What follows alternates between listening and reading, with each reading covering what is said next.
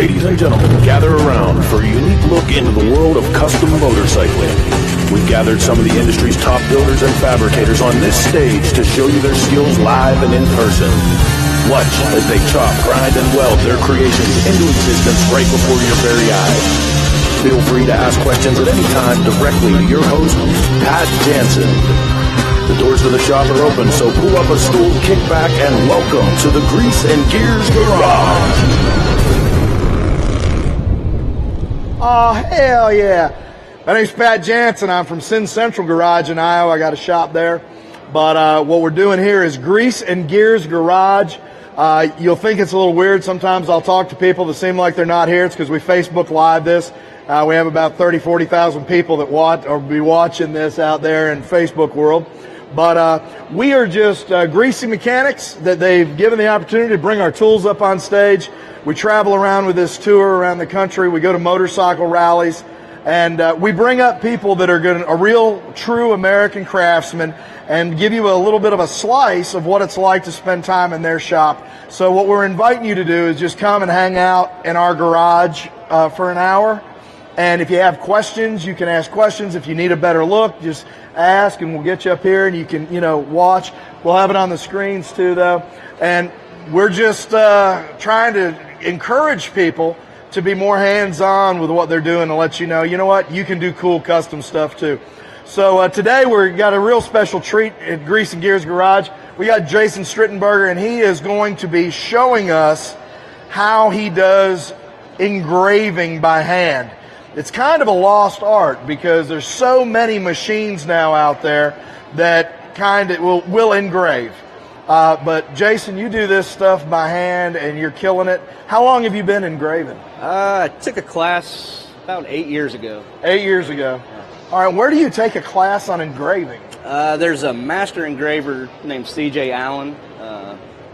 He's been engraving since the 60s, I think. Oh, wow. Mostly on motorcycle parts, and he offers a class, like a 3-day class. Wow, that's awesome. And Jason's got a portfolio down here and some pieces that he's engraved as well if you want to see some of his work. But Jason, walk us through it, man. Tell us how we engrave stuff. And after we're done, I'm sure I'll be able to do this as well as you, if not better. Absolutely.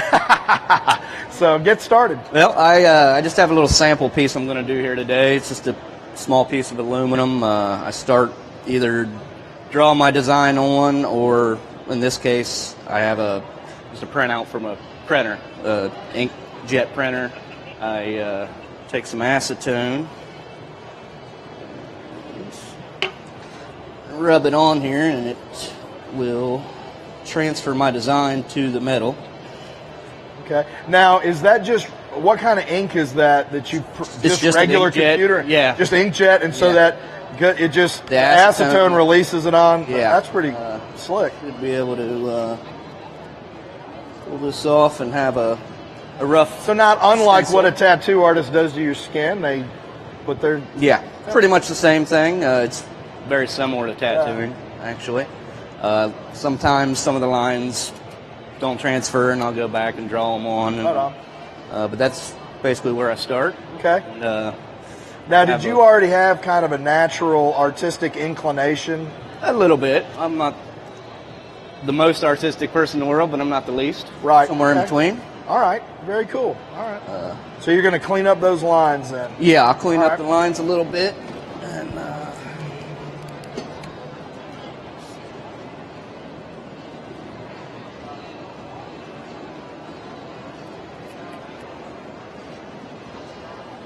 Jason's also handicapped. He's left-handed. So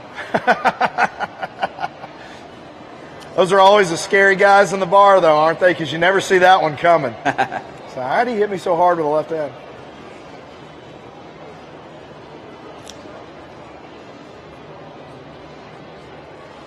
And is this what you do full-time?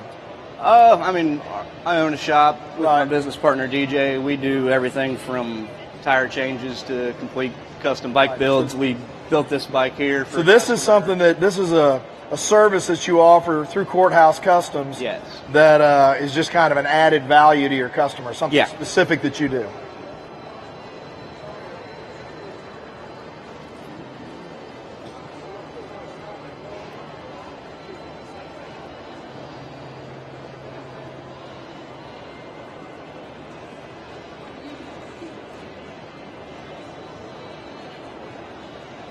I was building a bike about 3 years ago, and I wanted to have my shop logo engraved on the derby cover, right? Mm-hmm.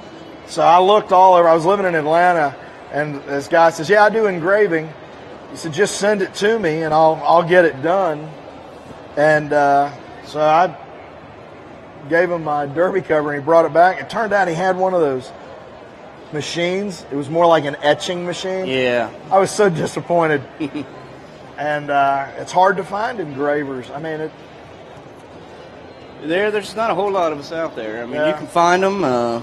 Who's the woman in Canada that's so... It's New Line Engrave. Heather New. She did a bike that was in Minneapolis for a guy. $35,000 worth of engraving. She basically did Dante's Inferno. You've seen that bike? That is... Yeah, it's amazing. Yeah, she did really nice work. But I was looking at this Triumph that you got up here too, though. Man, you've done everything on that just about, haven't you? Yeah, and I did that one, how many years ago? 5 years ago, probably. Yeah, I think we're good enough here. All right. So you're going to get on it, doggone it. Yeah, I use an air-powered engraver. It's made by a company, GRS Tools. Okay. Basically, you have a metal engraver. They sell blanks, and then you have to sharpen them. That's what this equipment here is. All right. And so this is a engraving specific. Yes. Yeah. Okay. Same thing. Fine art engraver, jewelry engraver, gun engraver would right use. on. All right. It's basically like a tattoo gun. I have a foot pedal, and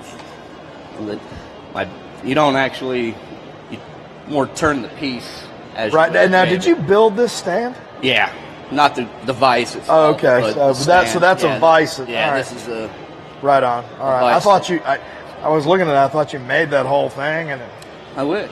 I know that's pretty. Because they're pretty expensive to buy. Yeah. Maybe you ought to start. Get DJ. I know he doesn't do anything in the shop. You ought to just get him to make those. He doesn't do anything, does he? That's his business partner there. Yeah. Our barbers did not do that to his hair. It's just falling out funny. Real funny. Real funny.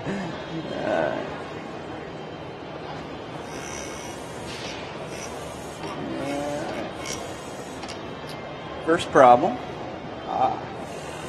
It only happens because there's people watching. Yeah.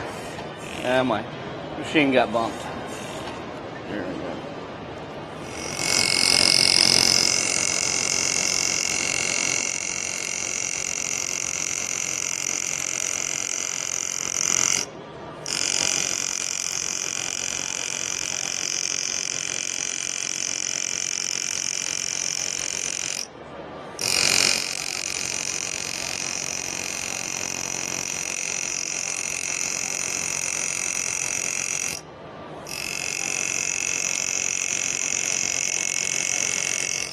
So the depth of the cut is determined. Just the pressure that you put on it. More the angle. And how much pedal you give it. Right. And also the way The you sharpen your tip. tip. There's a face angle and two heel angles. So the bigger the heel angle, the deeper the cut. Deeper the cut. Okay. So yeah, I usually start out kind of shallow. You can always go back and redo a line. It's hard, I imagine it's hard to add material back after Absolutely. Taking it off. Chris Callan's here. Chris, come on up. Ladies and gentlemen, we have Chris Callan, the founder, owner, and editor of Cycle Source Magazine, and my partner in crime with Grease and Gears Garage. Hey man, I'm sorry I'm late this morning.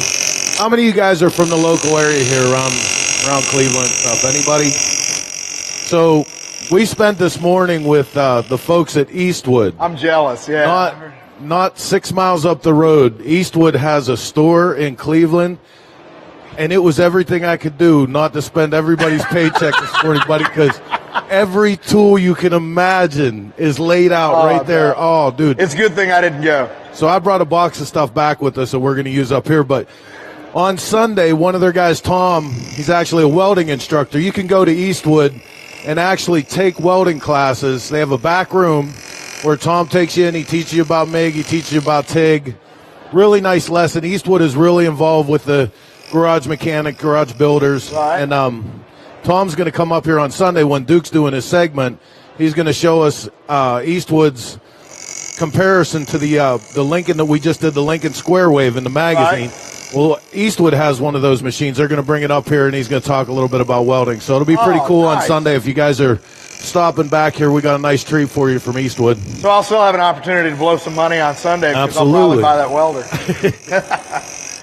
Chris, you checking this guy out, man? Jason's killing it. Listen, I'm a fan. I've been a fan since I watched him start doing this. And like I said in his press release, he learned this from C.J. Allen himself. You know, C.J. was famous for all the work with Indian Larry, man. He did all of Larry's engraving, and, you know, Jason learned it right from him. So that's awesome. He's got a good pedigree, huh?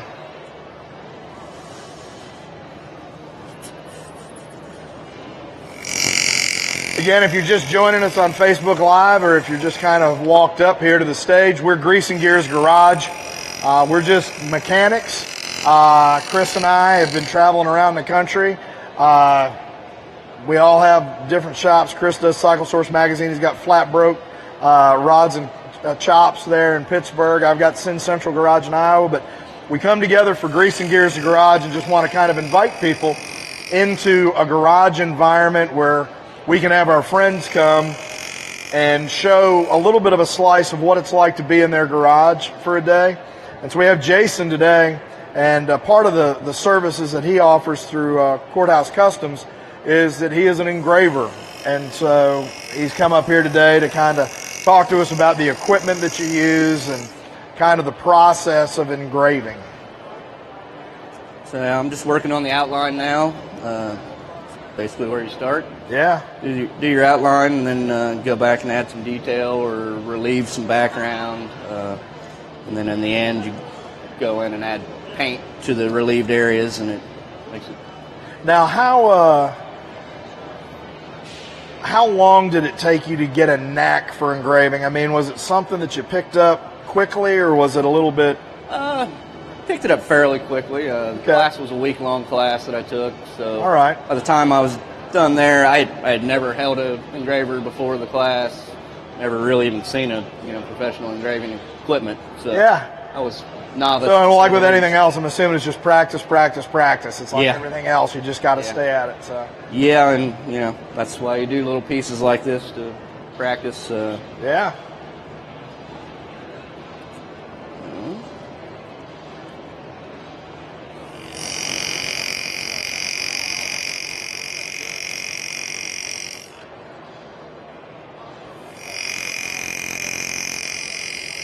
Man, that sound reminds me of a tattoo gun. I want to go to sleep standing here watching and listening to it. It's very meditative. Give me a tattoo if you want. No, I'm good. I don't need to be personally engraved. I'm sure there are a lot of people that would like to do that to me, but I'm not down for that.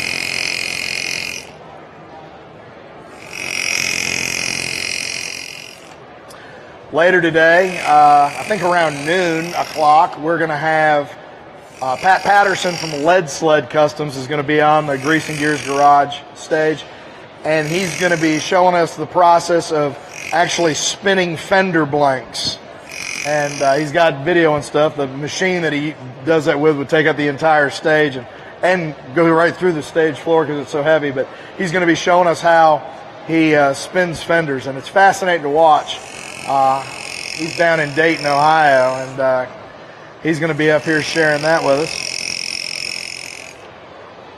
Well, right now, Jason is showing us the art of engraving.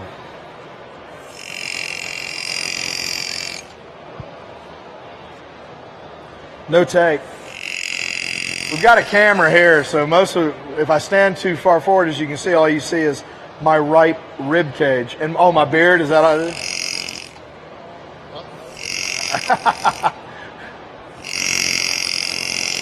I'll stand over here.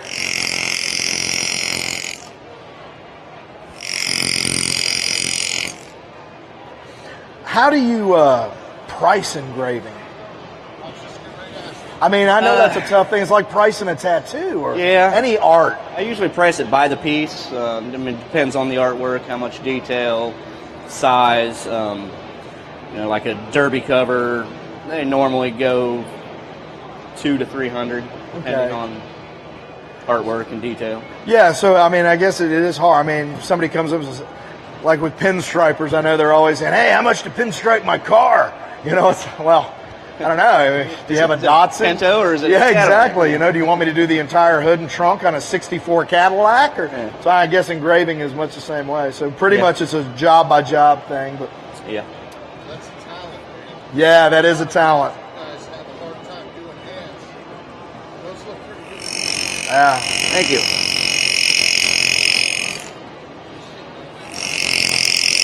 What are you doing now?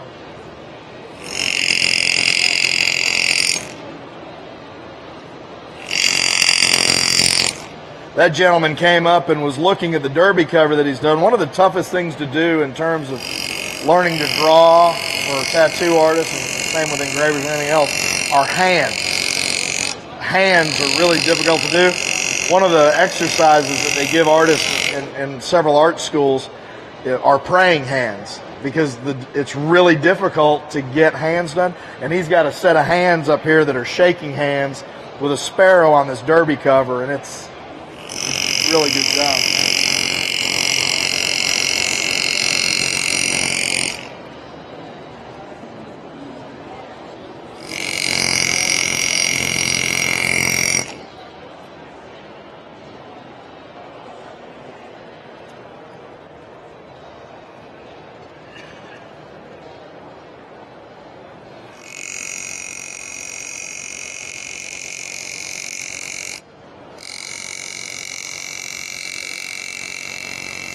I've just got to imagine that every customer that you guys have at the shop has to get something engraved.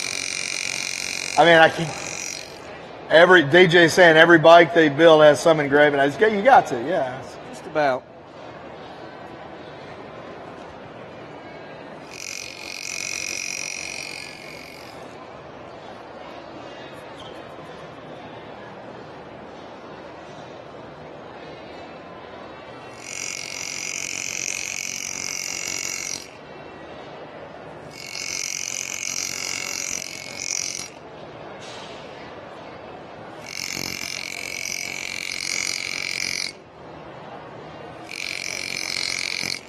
What's the weirdest thing you've ever been asked to engrave? Did a bike for another shop, and I must have engraved like 12 or 14 pieces, but every piece said "FU." Really? Didn't say "FU." Yeah. Oh, wow. Yeah. So that's aggressive. I was tired of that word by the time I got done. You felt like you were back in junior high and you were having. I will not say "FU." I will not say "FU." Yeah. That was probably the strangest. What's that? "FU" means forget you. Forget you.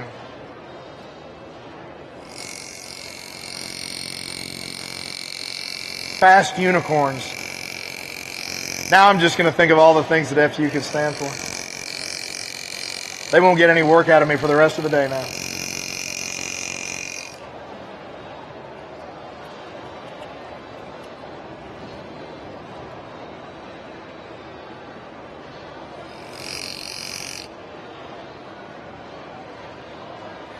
Just seeing, how this machine works and everything, when I think about the engraving that was done before electricity, man, those guys. There's still a lot of guys out there that do the hand chasing. Wow. Hammer and chisel, basically. And, man, that's got to be time consuming. Yeah, I couldn't imagine. I've never even tried it that way. Yeah.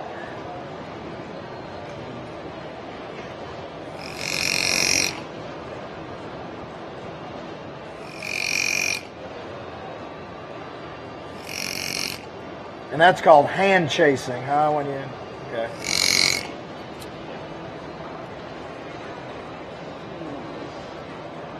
Now, do you do any instruction in engraving? Do you do any classes or anything like that?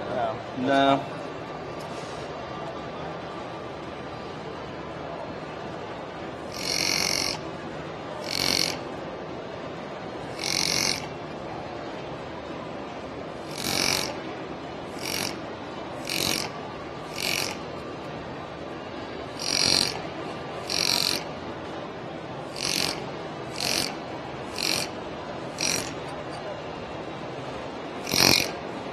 Mark, you need to watch this so that you can.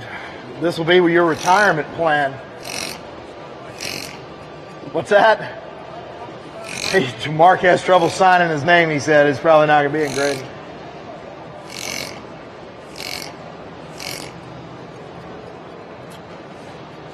Well, what's that? Absolutely.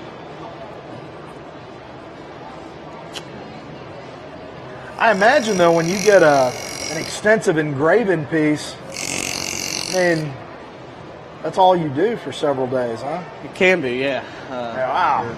Days or weeks, depending on how many. Yeah. How long can you stand to sit and engrave in a session? I mean, it's fairly intense, I'm assuming. Worst part's The finger like fatigue? right there. Like you actually have to force it to bend after holding it for Right. a few. Usually within every hour, I'll take at least a few minutes break. Right. But that and you'd end up not blinking for a while. Yeah. 'Cause you're trying not to. Eyes drying Yeah, out yeah. and everything else.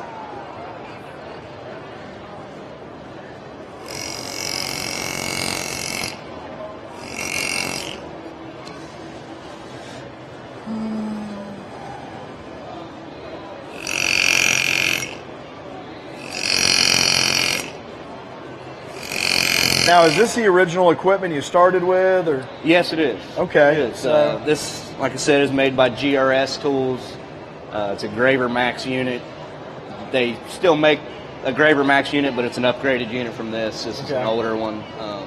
I picked up used after I took the class. And, It works just fine, yeah, doesn't it? Yep. yeah. I mean, they sell different hand pieces for doing different types of engraving. And Now, is your style? You have a particular flavor to kind of your art.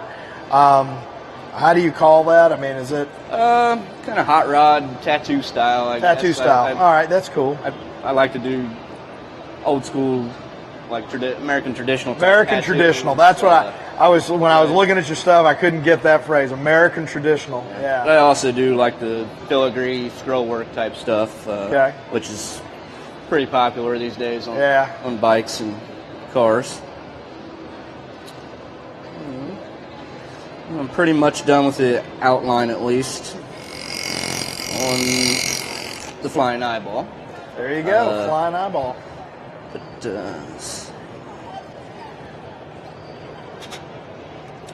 I forgot my ruler. Kind of hard to make straight lines without a ruler. Do you need a ruler? I'll be all right. Because I can grab a ruler. It's one of my many skills, grabbing Ruler things, grabbing? handing them to people. I'm like a trained monkey.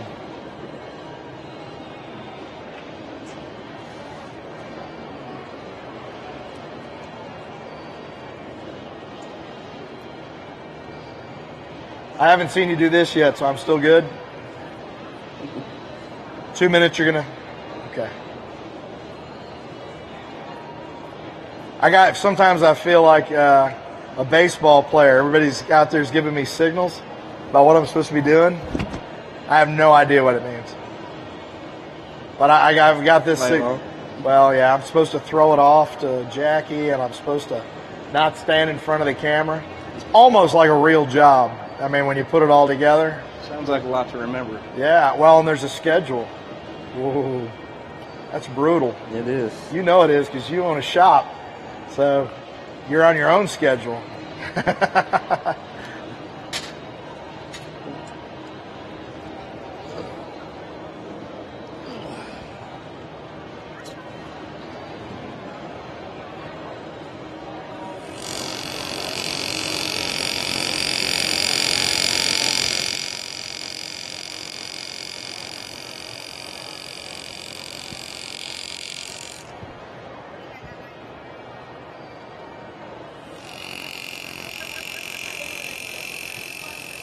You guys that are just joining us on Facebook Live or have just kind of cruised by the stage, you got Jason from Courthouse Customs, and one of the services that they offer is Jason's Engraving.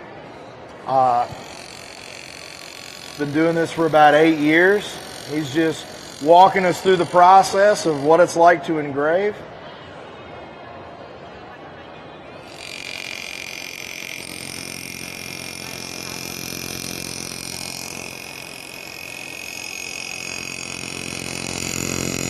I'm always into gadgets. I really like that vise that's holding the piece of aluminum. A ball vise. A ball vise, Yeah. yeah. It's pretty slick. Spins this way, and then you can also. So. Right on. So in terms of equipment to start engraving, you don't have that much equipment, but I imagine because there aren't a lot of engravers, the stuff can get pretty pricey, can it? Yeah. Like I said, I picked it up used, but a new Graver Max unit, I believe, without a handpiece at all, is about $1,200. Wow. Okay. So with the ball, $300, another $5 or $6 for a vise. You're looking at several grand, kind of when you get materials and bits and the sharpener and everything. You're looking at several grand. So it's not something that you might want to just lightly jump into. You might want to.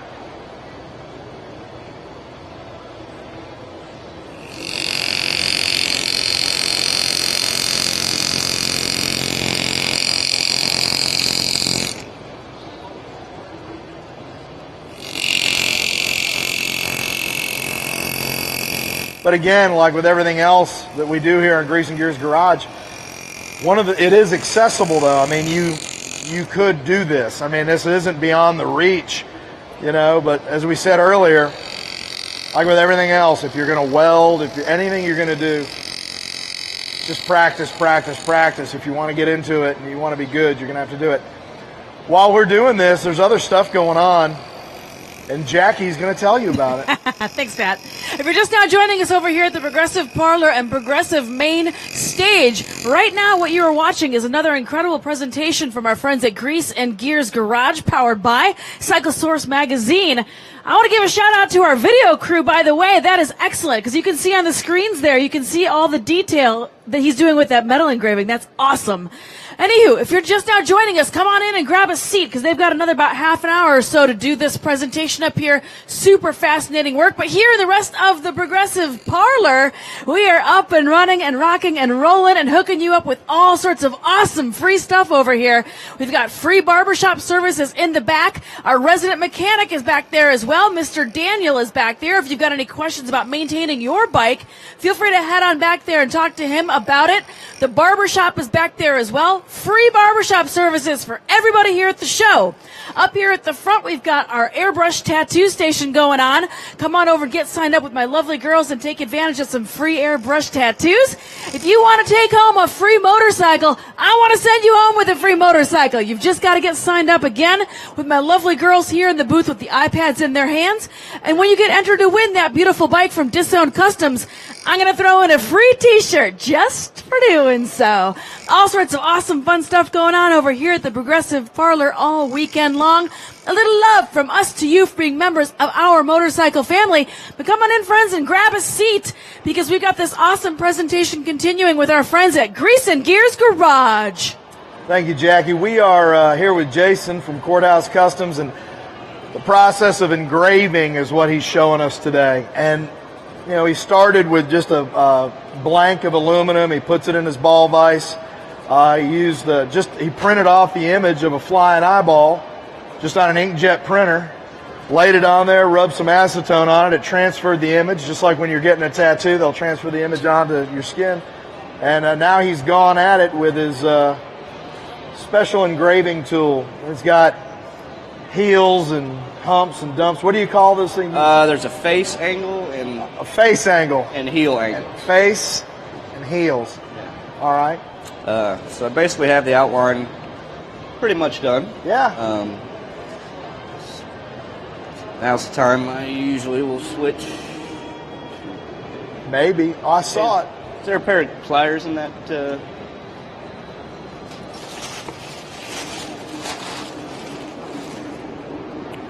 it is. Thank you. And Jason was just telling us, if you want to get into this kind of thing, he took a class with CJ The guy that was best known for doing all of Indian Larry's engraving and stuff, and so he took a class with him and was able to kind of get some good instruction there.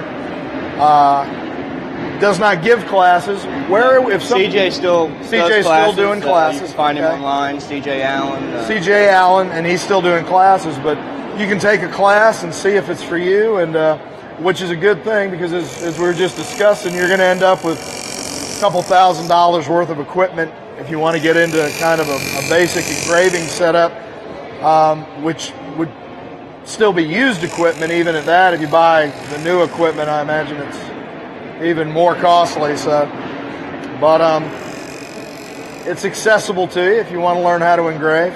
Yeah. Unless you live in Toledo area, and then you can't. Nobody can engrave but him. There's a city ordinance. We don't want you eating into his business. So we're actually down south. We're south of Columbus. Oh, you are south of Columbus. Yeah, we're about an hour south of Columbus. Man, that's a long way away. It's about 3.5 hours. Yeah, that's a long way.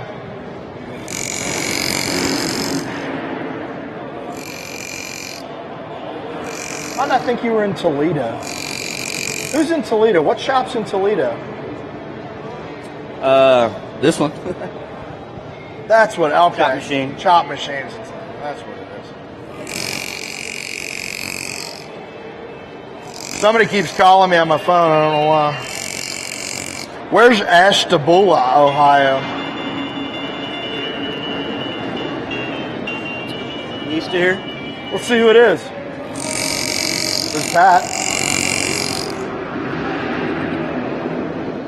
Excuse me? No, it is no. It's not Maxwell. This is Pat. I'm on stage actually at the IMS show here in Cleveland working. Oh yeah, absolutely. Come up to the stage. I'm working right now.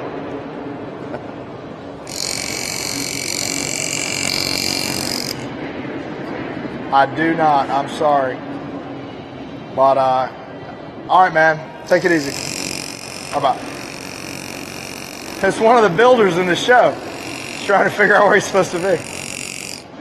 He kept calling, so I figured I better answer. Could be an emergency. I have on my shop phone, if it's an emergency, dial 911. I'm of no use to you. Obviously, you've gotten my answering machine. It's an emergency. You got to call somebody else.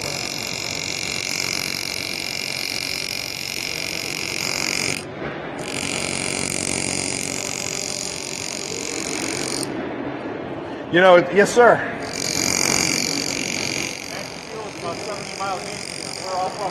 Oh, 70 miles east. Okay. It's Max. He's got a bike here in the show, and he was, I don't know. Ashtabula. Yeah, that's going a lot quicker than I thought it was going to. I guess that comes with practice, too. Yeah.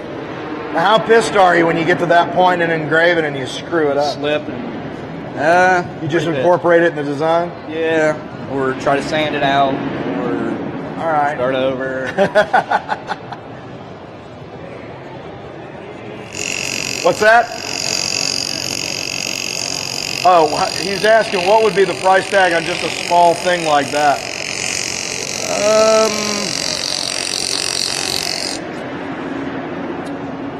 Fully finished, I don't know, roughly $75 probably. $75? Normally like a points cover or 75 to 100 depending on the artwork. The pricing on it doesn't sound like it sounds like it's pretty much in line almost with tattooing. I mean, that size tattoo typically. Yeah. A piece of flash is going to cost you $75. Yeah. You do something custom, it's going to be twice that because they have to draw it up. The derby cover here that he's got down here, he said, someplace between $200 and $300 depending on the details. So it does look like you're kind of at tattoo pricing. Yeah, and a lot of tattoo artists are by the hour. Yeah. I try not to do that because people won't pay that. Depending on how many hours I have in it. Absolutely. Well, try to keep it economically. I'm glad you brought that up, Jason. what we do here on Grease and Gears Garage is we bring guys up here that are American craftsmen. We're guys that want to make things by hand. We had Evan Favaro from Speakeasy Motors. He's the lead fabricator at Orange County Choppers. Young kid, real talented. He took a piece of 18 gauge steel and made a gas tank on stage for us in New York. You know, if you tried to charge somebody by the hour for that kind of work, for this kind of work, people couldn't afford it. It would just be astronomical if you paid the worth of it. And so I also like to encourage people, you know, when you go to a craftsman that's doing this kind of stuff and they give you a price, you know, if you've got a budget range, it's not bad to negotiate, but typically when a craftsman that's making something with his hands gives you a price, you're already getting a good deal, you know? So I equate it to, I used to do a lot of work in the Middle East, and I would go and there'd be these little kids, and down in Mexico, in Honduras, they take hours making these little dolls, you know, and they're selling them for $3. And I see the tourists come up and say, "Will you take $1.50?" And I'm like, it's a $3 handmade doll that in the States would cost you $100. So why don't you just pay the poor lady that doesn't have a house $3 for the damn doll? So when, you know, it's that kind of stuff with craft work. You know, if somebody's going to make you a custom fender, a custom tank, is going to do custom engraving work, try to remember that, you know. If you can't do it yourself, try to put yourself in the position of how hard is that to actually learn to do. And hell, I get pissed. I have guys drop by the shop and want me to tell them how to fix their motorcycles. Yeah, everybody's got a shop's got that. And I'm like, well, you know, I kind of have learned this over time, and so if I tell you that, then that knowledge is just leaked away. So it's, you know, also, I don't mind them helping them do easy stuff. Some of the stuff I don't want to do, you know. I don't really care to ever change the oil in another motorcycle, so I teach my customers how to do it. They buy the oil and the filter from me because there's no money in the labor of changing oil for me. Of course, I moved my shop to Iowa from Atlanta. What I discovered about people in Iowa, they're all farmers. They know how to work on everything. They rebuild all their equipment. Getting my shop going in Iowa, my wife talked me into moving there after having a shop in Atlanta for 25 years. Boy, it's hard to get restarted. And nobody lives there. I think there's like 1 million people or something in the whole state. And there were 22 million people in my market in Atlanta. Fortunately, my wife's young and hot and makes good money, though. Same here. There you go. It's the only way you can be in the motorcycle industry. Yeah, and has insurance. Yeah, health insurance. If you want to own a motorcycle shop, marry up. Convince somebody to marry down, basically. And that's.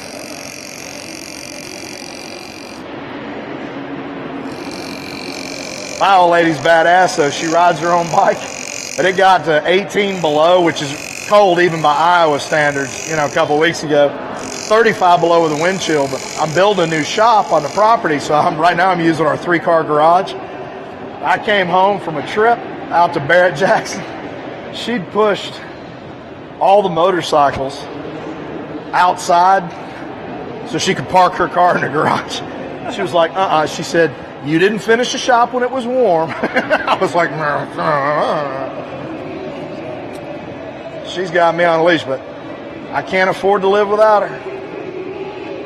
And it's not like anybody's ever going to, you know what I mean? It's cold in Iowa. You get me? Now what does your wife do, Jason? School teacher. School teacher? Yes. That's a noble profession. Teaches high school English. Oh my God, you couldn't pay? I would kill a high school kid. Yeah, me too. Oh my God. I mean, I got 4 kids that are all grown. I didn't like my kids at that age. Yeah, well, actually, really after 6 years old, kids aren't cute or funny. They're just expensive, messy, and dirty. I wanted my kids, when they were born, I wanted them to all be healthy, happy, and successful. And along about 12, I wanted them to be healthy and successful. I really didn't care if they were happy. Legally, they had to be healthy or I'd go to jail. I wanted them to be successful so someday I wouldn't have to pay their bills. Along about 16, I just wanted them to be successful. I didn't really care about their health that much. At 18, I just wanted them the hell out of my house. And I gave them 3 months after graduation. I was like, you're either in the military, you got an apartment and a job, or you're in college and you figured out how to pay for it. So they've all done it. I do have one kid, though, that I think she would do really good at engraving. I think I might introduce her to this. I think she'd have a knack for it. Start them young. Man, I tell you, you've got some talent there, Jason. Thank you. Jeff Holt, why don't you come up here and talk to me?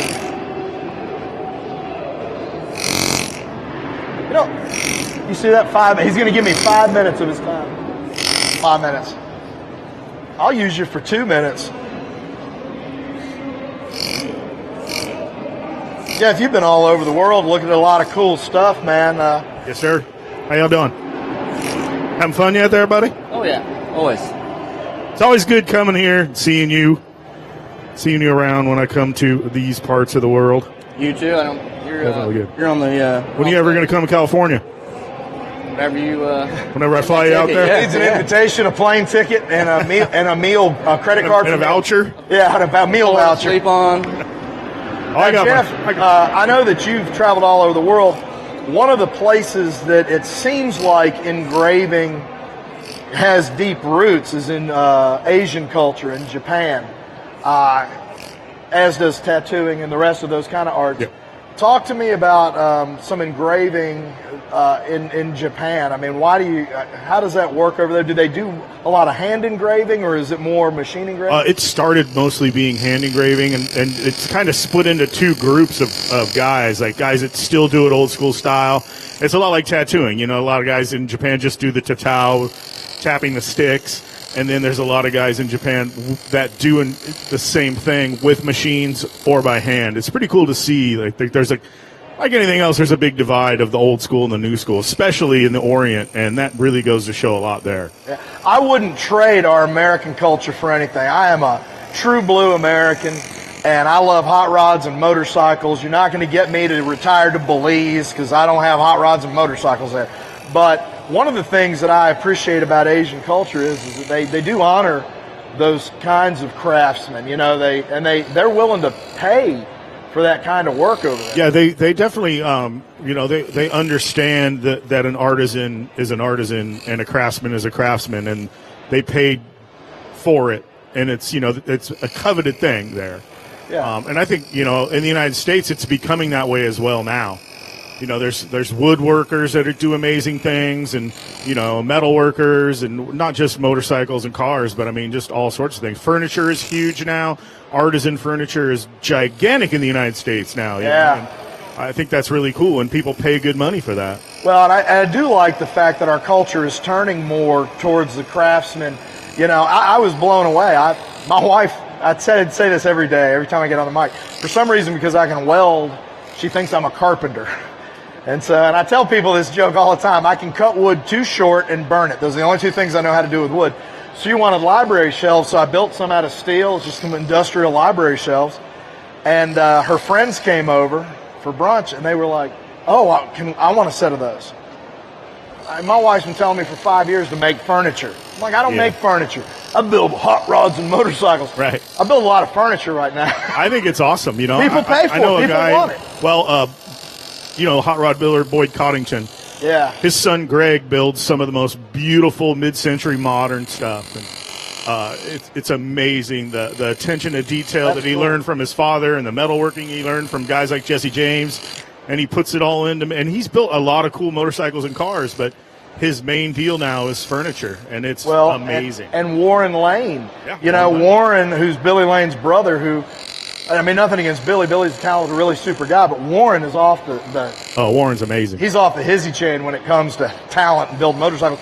But he started building furniture out of old airplanes and stuff. I mean, it's a huge talent. So, but I'm glad to see we're swinging back to craftsman. And you've been a huge proponent of that. And you've really helped through everything that you do, not just the magazine work that you do, but everything. Well, I think for me, it's always, and I think for a lot of people, and I think that in all honesty, the internet and social media has helped craftsmen more than anything in the past 25 or 30 years. And it's such a weird thing that, you're on your Chinese-made phone on the internet, on the toilet, looking at somebody's handiwork, and you're like, hey, I want to buy that knife. Or, hey, well, now you can't even buy a knife from a guy that's a good builder. Like, I just saw one of the top builders on Instagram, and his books are closed for the year. Yeah. It's January. He's going to build all the $700 knives that he can for a year. Yeah. And he's locked in. Like, and that's the top. When you're at the top of your game, you can, and no matter what you do, you can do that. But to see that all transpire, and all his sales are done on Instagram. Yeah. Well, and there's that. Is it Etsy? Yeah, Etsy. Etsy. See, I'm not down with the lingo cool stuff, but I do have several friends that are like, hey man, build some furniture and put it on Etsy. Get an Etsy store. But we are turning as a culture to more craftsman-like stuff, like Jason does with this engraving. Yeah, and I think that's really good. I mean, somebody wants, for selfish reasons or to one-up their friends or whatever else, like somebody wants a cooler thing bolted to their motorcycle. Somebody wants a much nicer thing than their friend. Most of us want American-made things, handcrafted things in this custom motorcycle game. So I really think that helps it all too, Yeah. Well, when we talked yesterday, when Austin Andrella was up here from Austin Martin Originals, he was just making a seat pan for this bike. And we were telling people, you can say, it doesn't matter what you ride. I mean, it doesn't have to be a Harley. It doesn't have to be a vintage Triumph. Whatever you ride, we want to tell you, you can customize that. You can have that. You can make it special and have your bike be a one-off. And engraving is a perfect way to set your bike apart. I mean, definitely. I would love to see one of the new BMW 90s just engraved, because it's got so many beautiful lines on that bike. Oh, definitely. Do you need to go? Yeah, I got to be up at the office, but I'll come back and talk to you all in a bit. Yeah, come back and talk to me. Where are we, doing Jason? what you do. What do we got? No problem. Pretty much finished. Pretty much finished. Yeah. All right. Other than adding the paint. All right.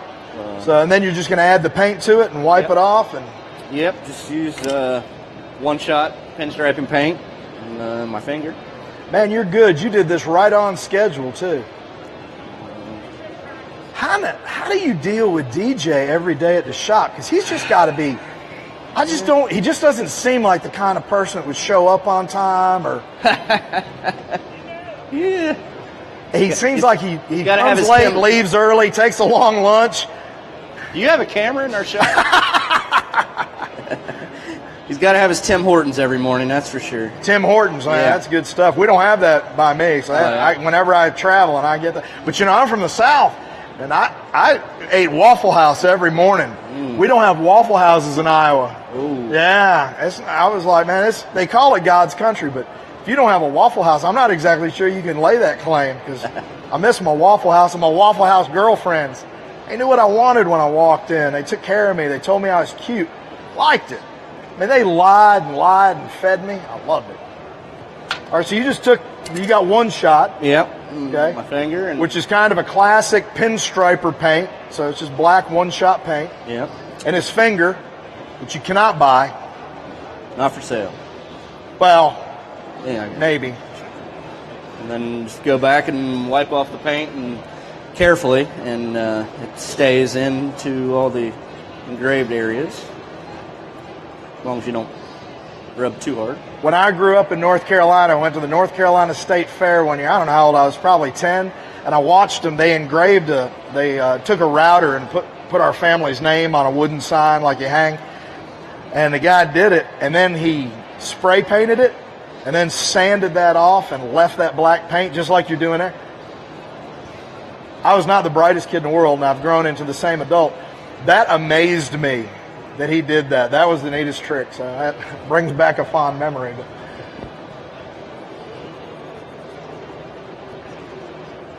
now and then you'll just it just cleans like that. Yeah. And it leaves it in there. All right. And this completed piece, if you wanted a little memento, that looks like it'd make a cool belt buckle if you put an attachment on the back of it. Do you have products like that you do and just have for sale on a website or in the shop? In the shop, occasionally, like that derby cover just sits in our display case. It's for sale. And what does that fit? It's a 5-hole. The Sportster 90 or 04 and up Sportster. 04 and up Sportster. Okay. Depends on how busy we are in the shop. If we get a little slow, I'll sit down and do something. Yeah. Have it for sale. Have you ever thought about getting a DJ something that he could do like that? I mean, you engrave. You could teach. He's really good at answering the phone. He's answering the phone. Yeah. Is it just one line? You don't have multiple lines, do you? Okay, I was going to say, there's no way DJ's answering multiple lines. Nah.